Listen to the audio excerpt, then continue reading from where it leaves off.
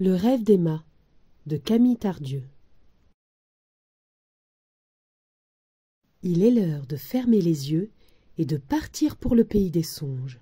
En avant!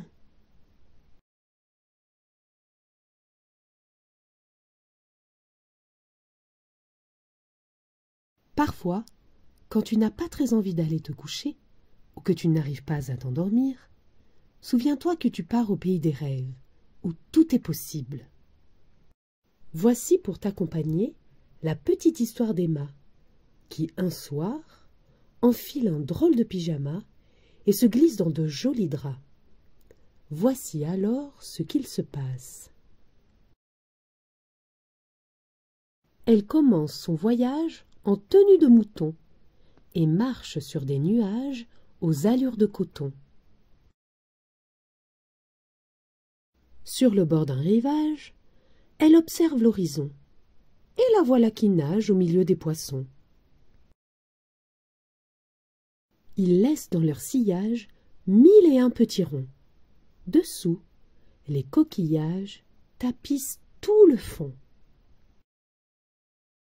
Emma, assise bien sage dans une bulle de savon, s'en va à l'abordage d'une fusée en carton.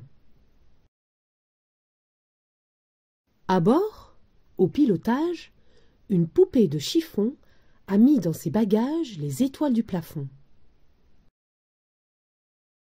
Vite! De cette cage, il faut que nous sortions ces astres qui enragent d'être ainsi en prison. Merci pour ton courage, chante-t-elle à l'unisson, et pour lui rendre hommage, hop! À califourchon! Oh! À chaque virage, Emma a des frissons. Le vent sur son visage, quelle douce sensation!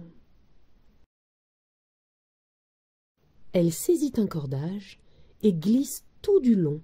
Sur un épais feuillage, elle atterrit d'un bond.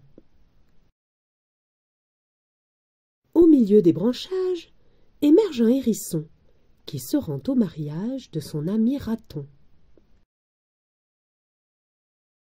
On s'enivre de breuvage, on mange comme des gloutons, du vin de 100 ans d'âge, du miel et des marrons. Au cœur des bavardages, des rires et des chansons, un drôle de personnage fait son apparition. Soudain, comme un mirage, une lointaine vision. Sous un bel éclairage, Emma voit sa maison. Du sortilège d'un mage qui agite son bâton, elle termine son voyage dans les draps de coton. Et toi qui lis ces pages, quel que soit ton prénom, referme ton livre d'images, retire tes chaussons, revêt ton doux plumage, et le sommeil profond, pars pour le beau voyage de ta propre chanson.